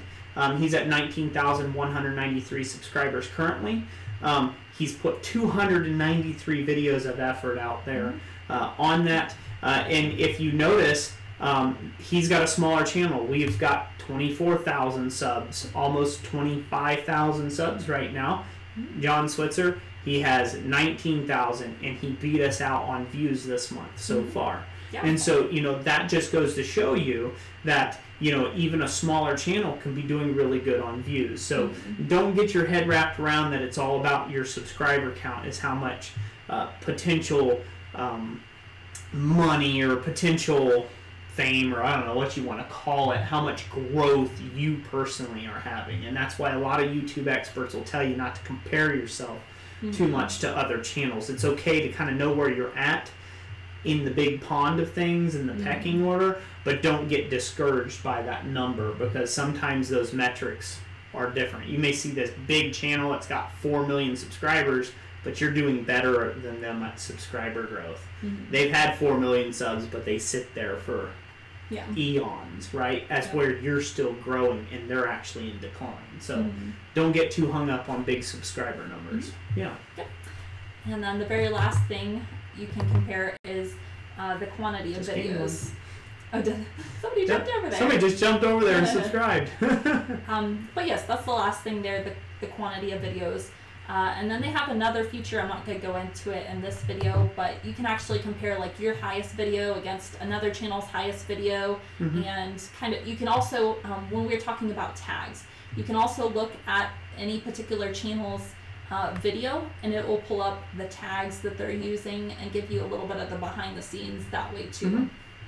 And I use that sometimes as well. And that's basically, so let's say you see a video on somebody else's channel that's doing really, really well, and you have a like video to that video, and you're like, man, why is it doing so well? They might have used better tags than you have, and then so therefore you can go over there and you can get that information and then use that on your video. You know, you're not copying them, you're just saying, hey, you know, you're following a road of success is what you're doing. You say, hey, well, you know what, that inspires me to change up my tags a little bit to make it better. Or, hey, maybe I might get lucky and get recommended in that person's video's recommended section and get in front of more eyeballs. So it's very handy. I want to show you what I just did here. I came over to the videos tab on this channel, and I pressed the sort by, and I put most popular so that it's showing me which of his videos has the most all-time views. And it actually is this introduction to forge welding. And you can do this for any channel with or without TubeBuddy. You can just go to their channel and sort it by most popular, and you know, just be able to look at it from there. But the little thing I mentioned about the tags, you know, I wasn't going to go all the way into this, but here, not too much. Yeah, but it goes into the tags, you know, like I mentioned, and the views and stuff like that. But before we switch back over to the chat, I did want to show you I wanted to show you where to enter your channel tags. So I need to find my way back to the Creator Studio. There we go, there's the Creator Studio. In order to do this. And then we'll be right back with you on your chat. So And again, if John Switzer is watching this at a later date, you know, we greatly appreciate you. You are doing an awesome job, and you are putting out really good quality content amongst all your work. That guy is one hard-working man. I tell you that right now. Mm-hmm. You know, I think a lot of us are. But you know what? Kudos to John. I hope I am moving around at his age and knocking out the amount of orders that guy knocks out. Mm-hmm. It's insane. He does all that and YouTube too. So yeah, you know, it's an amazing feat. He's definitely worth your subscription. So from the Creator Studio, you want to go under Channel. My little note taker over here. Yeah, I'm referring with my notes here. And then the very last option under Channel, the drop-down menu, is the Advanced button. Mm-hmm. And you will just notice it's the second entry there is the channel keywords. So that's where you enter it. You know, you can gather your list and take notes elsewhere, and then just come over here and enter Add your own channel keywords. And that'll help you get placed. You know, it helps. It's one of the factors to consider. Yeah, it helps you find one of those channel clusters. So basically, we said all that to talk about channel clusters, how to get into them, and you know what are their importance. So you know what their importance is. So let's say you get likened a lot to, say, Alex Steele, right? And he does a video and it does like 1 million views. Okay, all of a sudden. And you're really likened to his thing, and you have a video that's in his recommended, it's #1 under his main video, it's recommended your video up next, right? And then that can be huge on getting eyeballs to come over and see your channel. And that all plays together is if you've got a good attractive thumbnail, if you have proper SEO, if you've done channel tags, if you've done things like that. It helps pull all that together to put you in that up next column. Mm-hmm. And YouTube decides all that. It doesn't always suggest you. Mm-hmm. So none of this is like concrete hashed out here. Again, YouTube will decide. The algorithm, the AI will decide on where it places you and when, based upon the people and their interests who are watching that video. But it can place you, and all of a sudden you get thousands upon thousands of views that you otherwise wouldn't have got, in hundreds of hours of watch time that you otherwise wouldn't have got if you had not used tags in those and got recommended into that channel cluster. So. Yep. Gordon Family Forge says, how important is Instagram and Twitter? It can vary for you. It can be an extra way of bringing exposure, but a lot of times, like one guy we like to listen to, his name's Roberto Blake, and the way he explains it is it's best to put your time and effort into the platform that you're on. So for example, we're on YouTube.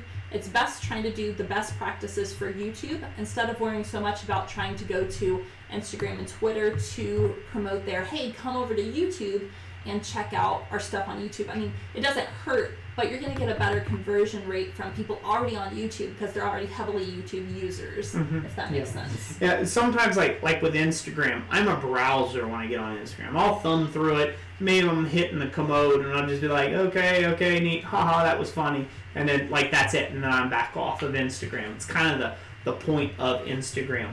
And so, you know, sometimes you'll see us actually try to put a post or two on Instagram saying, hey, we're getting ready for a live stream, may come check it out. We haven't seen a real big boost in anybody actually come over for the live stream from Instagram specifically. And then some people see that as spamming again, as spamming your own content. It's much better if people like you guys out there and gals share our content. That's why we're always asking you guys, if you like it, share it around with somebody that you may think will like this type of content, because that goes a lot further than me just saying, hey, look at me, ain't I great, you'll want to watch this video. And people see that as scammy and they're not really hot into that. So if you can get other people to share it, it has more impact. Yep. Oh, Granddad's Forge, thank you for the $2 super chat as well. Groovy information. I'm glad you think it's groovy, man. Appreciate it. Yeah, and everybody give out them hand claps. Awesome. So wondering what they're busy talking about while we're over on the other screen. It looks like... Man, they were just not paying attention at all. They were all talking something else. David Burson had a good question. Does it show you watch times on other videos that aren't your own? It does not go into the analytics of watch time minutes or how many watch time minutes that person has. Just views. Mm-hmm. Again, they have to keep some anonymity. When we first got TubeBuddy, they did go into some of that details and stuff, but they switched it up again. YouTube changed some policies on that, and so therefore it's not needed. Some of those features also to their premium, their most highest some level. So yeah, but our version does not. It doesn't go into that much detail on that. And then again, some of that, their watch time minutes aren't necessarily going to help you so much knowing that metric. Just knowing the views and kind of comparing yourself where you're at in the grand scheme of things, that's kind of the biggest thing. And search engine optimization. That's really what TubeBuddy holds its own as for. Of course, you can dig deep into somebody else's analytics and then forget about your own, and then that doesn't help you very much either. So.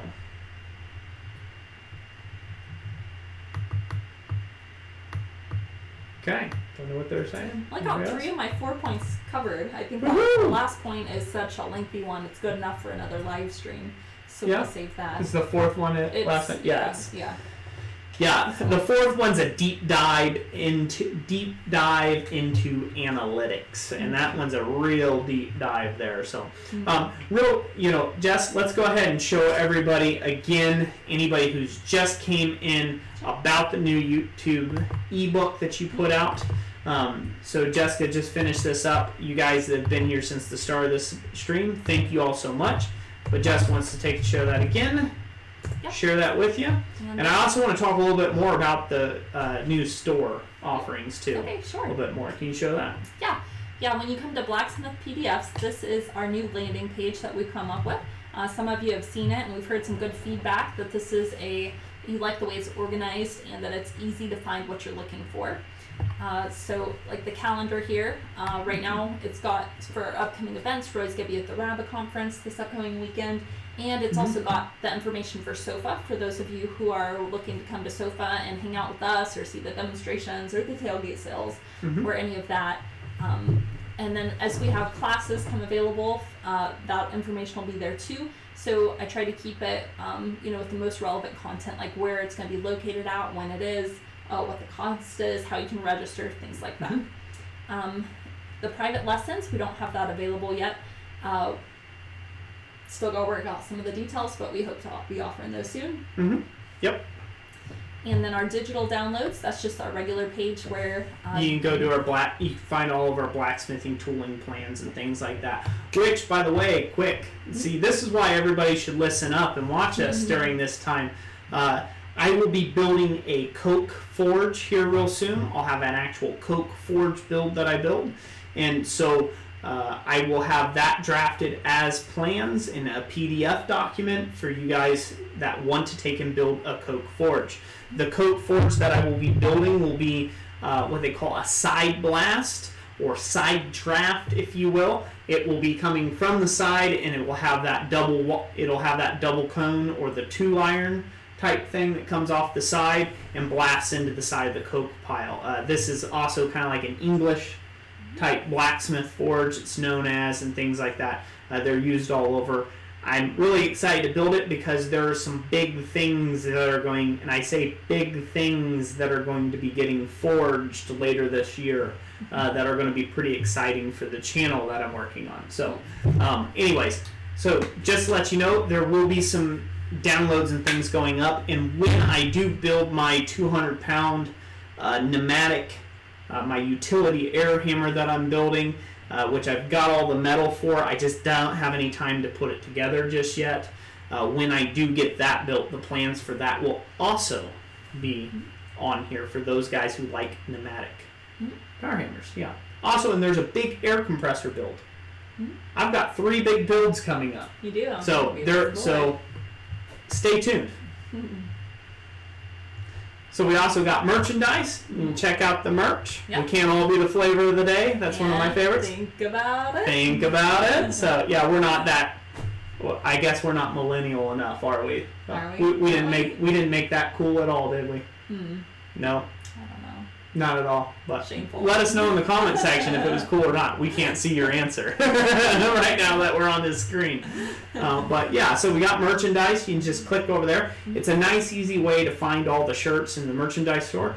We're still working on getting logo type tees that are on the back, and just having a simple pocket logo, or just kind of like a Christ Center Ironworks logo here, and then like a saying on the back. We're still working at that, figuring out those sort of things. Yep. Go ahead and talk about the consultation. Sure.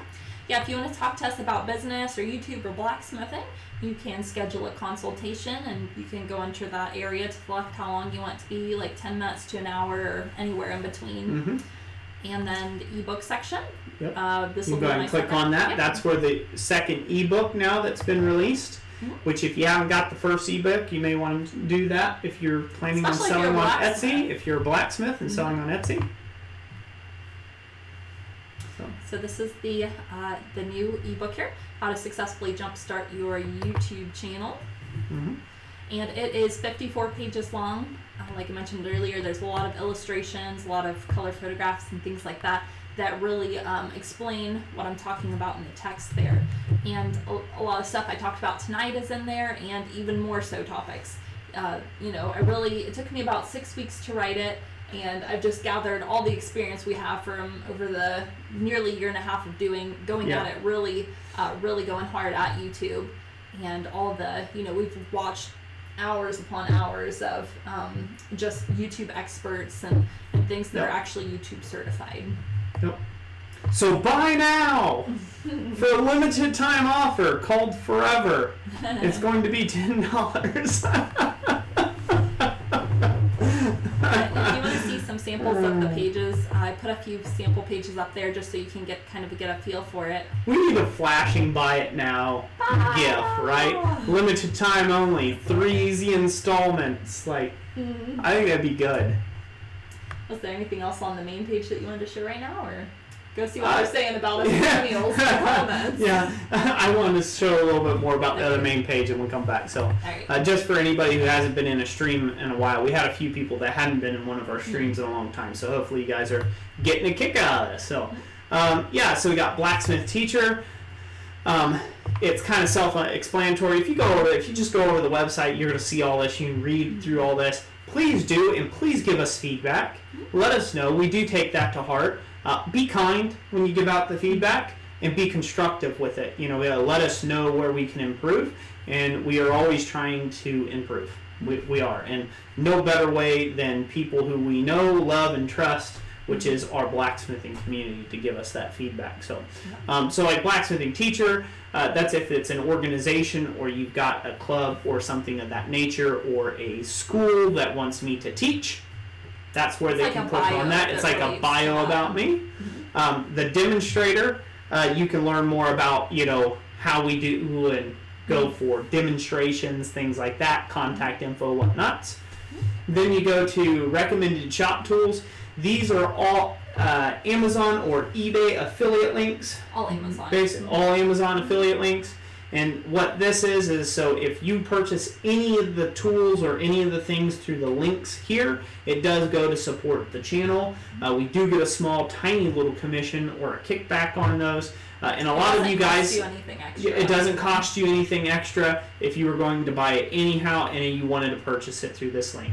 If you don't, that's okay. You can go through whatever other method you want to get that. But we do that not only as a resource, but it also takes and shows you everything that I'm using in my shop or I have used in my shop.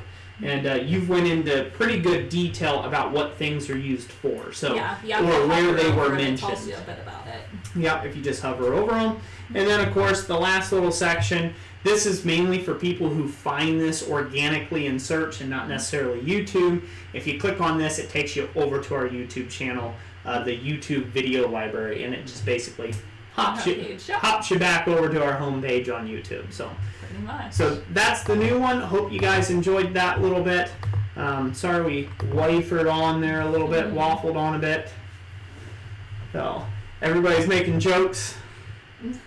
Granddad's forge. I was disappointed with the blacksmith's cheat sheet. There was not one picture to color. I had to put crayons away. Yeah, I did get some feedback on that. You know, some people would have liked to have seen either a photograph or a sketch. Yeah. You could have highlighted all the information in different colors. You could have made your own doodlings.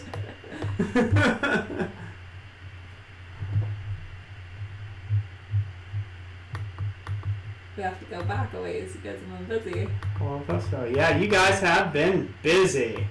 Dr. Pepper Forge is point number 4 covered in the book. This point number 4. Oh, analytics. Yes. The one that we're not going into, the deep dive.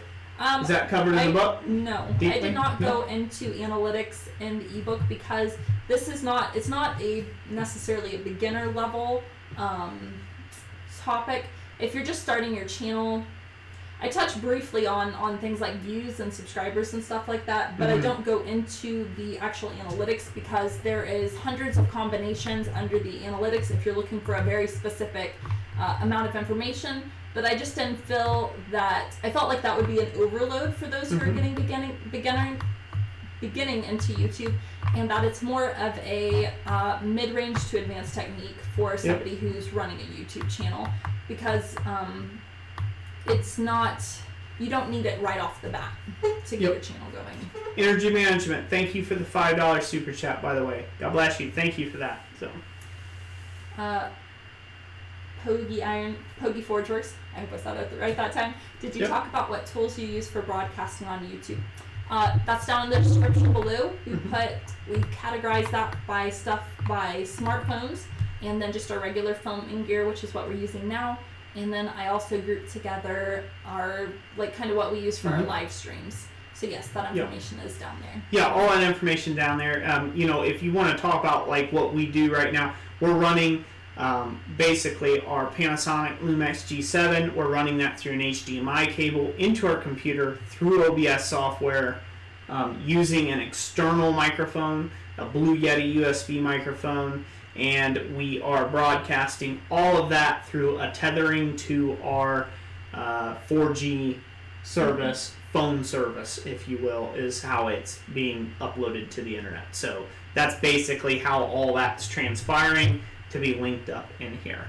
And it's quite a crazy thing. If you want to just get into streaming or live streaming, I highly suggest just using the YouTube Creator Streaming app on the phone. Just go to your thing, hit the Stream Now button, start streaming that way. It is way easier than everything else we've set up here. We've spent months, have we not? Months with difficulty trying to get these streams set up where they are like they are right now, looking that professional. They're worth it. They're worth it for viewer quality and things like that, but be prepared to spend several $1,000s and months of effort to get them up like that. Yep, all through 4G.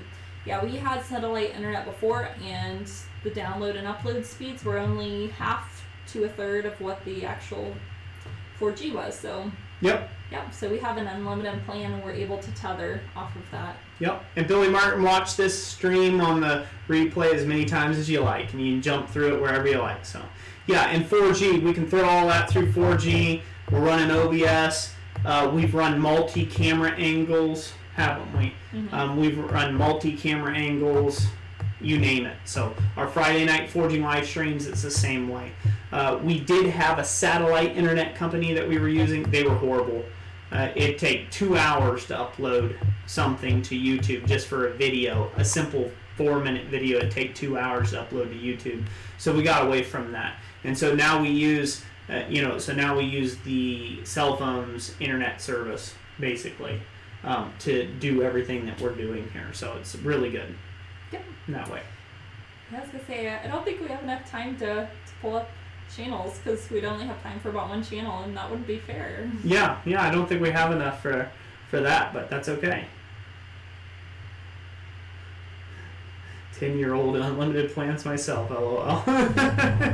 Yeah, that's funny. Yeah, it is. So, yeah, satellite internet is really, really garbage nowadays. It's one of those dinosaurs that are going to die, unfortunately. It's going to go extinct because they just can't push enough information. Things are too laggy, takes too much time. So, you know, I highly suggest just using your phone. And if you buy a phone that can do it, that does the tethering and does acts as a wireless hotspot, you know, you don't need a Wi-Fi router. You don't need any of that stuff to do that. Then portable. It is, yeah. The multi-camera angles, Robert, we do that with individual capture cards. So for each feed that's coming into the computer, we have to have a capture card. Yeah, so the HDMI cable, it comes out, and like I said, we've got a full list of this, don't we? Our stuff. Do we have our live streaming gear? Yeah, so how much I added. So I guess there's probably a lot more gear than I think I added. If it's not on that, yeah, you do. Yeah, the Elgato cam links and stuff. So yeah, so what it does, it comes out of the camera in an HDMI. It goes from a micro HDMI out to a regular HDMI. It plugs into the Elgato cam link system, which is, you got to make sure that's compatible with your camera. Just so happens Panasonic Lumex's G7s are perfectly compatible with it. Basically, they're a match made in heaven. So that goes through that capture card, and that capture card converts that signal for you, and then it comes down through the USB port into the laptop or the computer, if you will. When we do 2 camera angles, you have to have 2 capture cards. Now, one way around this is there's a service that we have not used, but what was that one that was called? It was one where you could do a bunch of wireless streaming and went to each camera. Yeah, there's one, it's called Sling Studio. The studio itself is $1,000, and then it's $400 per thing that mounts to your camera, basically, to broadcast without the HDMI. So it's like a wireless HDMI type thing, and it sends those signals back and forth, and then you only have one input. So basically, it acts as your capture card. It acts as an individual capture card. That $499 per camera acts as the capture card, and then it sends that information back. Benefit of that is you have less processing, like what we have on the computer, so it doesn't run your GPUs and your CPUs up so high. And lots of stuff. See, I do know some of what I'm talking about. Some, just enough to screw everything up miserably. So yep, so that's how we run the multi-cameras and stuff. Yeah, you know, it is very difficult. And by the way, this is what I like to say about this too. This is where, when you donate something to this channel, or you donate something to other people's channels, stuff like that, through super chat donations and stuff like that, they really do help out in boosting a channel's ability to do this sort of thing. Now, that's not to say that everything we have bought has been completely crowd-funded or sourced from our community. Not even close. We've taken a lot of our own money and invested into the camera gear. And there's stuff you guys don't see. There's camera cases so you don't wreck a $1,000 camera, right? You know, there's everything from memory cards that cost $60 a pop, right? You know, there's just so much that goes into it. You know, an HDMI cord, you're like, oh, how much that cost? $15. Boom, for like a dirt cheap one, right? The cam link system, I think it's what, $150 just for a little device that's this big that allows your video signal to be converted so your computer can use it, right? You can't see it. There's a power bank that we have. So we got basically a power system that is powering our camera. So if you guys remember in the earlier streams, we found out real quick that you can't run forever on the battery, right? And so we've got a big old power bank, power cell now that powers, and there's all sorts of little fittings and stuff to make it be adapted to the camera. So this way It's like your USB power bank type stuff that you can use. You know, and I had to make a custom little fitting for that. So, like I said, all that type stuff, it adds up real quick. Tripods, lights at both directions, the set behind us. You don't have to go with a set, but out in the shop, 2 camera angles. Basically everything I just stated, double it times 2. Cameras that have live streaming or that you can do HDMI out with or do output out to do things like live streaming with. You know, those, you're probably base end, you're looking at $600 to $700 for a spend. You know, that's what you're going to be into just for the camera. That's without any of the other stuff with it. So if you can see those costs, they mount up pretty darn quick for anybody that's doing this sort of thing. Just so this way you can sit on your couch with a bag of potato chips and say, I'm going to hit that dislike button. This stream sucks, right? Or whatever it may be. And so anytime that you guys take and put out a super chat, anytime that you do things like that and they support this channel, and there's a lot of you that do that on the regular, and we are very appreciative of it, that all goes back to fill up the coffers. You know, one of the next things we're looking at getting, we've been talking about it forever, apparently we're going to be getting a audio recorder, one that, was it Gordon Family Forge? Gordon Family Forge recommended for us. We're going to be getting, it's a Zoom audio recorder, so this way we can get multiple inputs here and be able to record the audio with some lapel mics type deal, so this way we get better, cleaner sound. It doesn't sound so hollow in the room. Also, I'm getting it's a Rode Link wireless system, so this way I can do better quality audio in the shop when I'm doing tutorials, so this way you get really crisp audio from my voice and not so much tinginess or other shop noise or the guy on the mower going by or a tractor. You're basically just going to hear me talking to you, almost like a voiceover. But adding all that up together, it's going to be fairly expensive to do that. But we are doing that. You know, we will be purchasing that with the super chat donations and AdSense money and you name it. Basically everything. Pooling it. Pooling everything together and getting that type stuff set up, because it's kind of like the last missing part of our puzzle for quality. Yeah. Let's see. There was a question I wanted to answer here.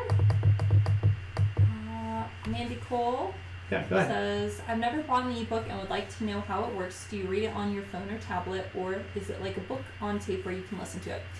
Yes, it's actually text, and it's a PDF, so anything that you can read PDF on, or you can print it off. So if you wanted to look at it on a full-size computer, you could do that. If you just wanted to print it off and then have your paper version, you can just as easily do that. It is in color. I just printed mine off in black to save ink.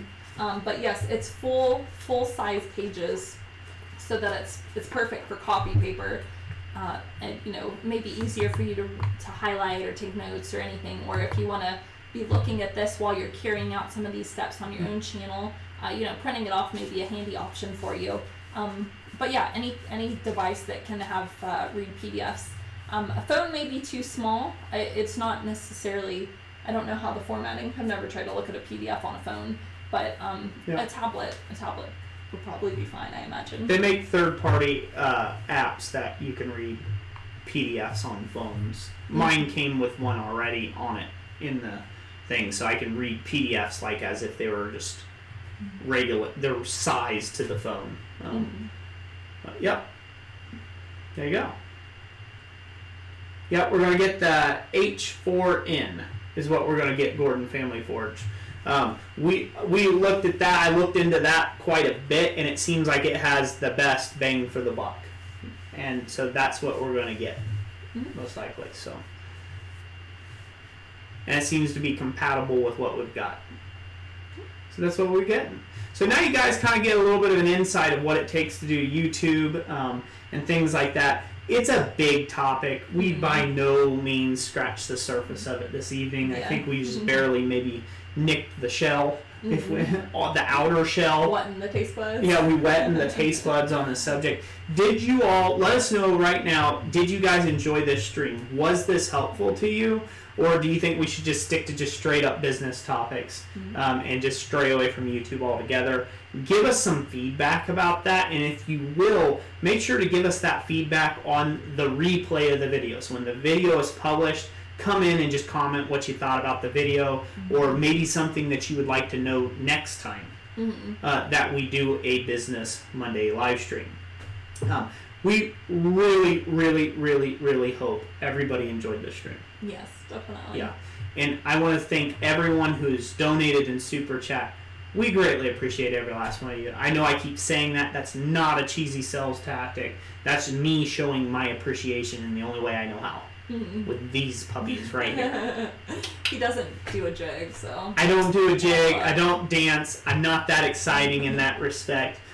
You know, I can tell you a joke or a yarn, whichever one you want. But, you know, that is, it's truly, isn't it, Jess? It does help, and you guys are appreciated.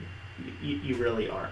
And, you know, it's people like you, people like all you good commenters out there that are always commenting with really great information and good feedback for us. That's what keeps us going. You know, it just keeps us kicking right along, and we appreciate every last one of you.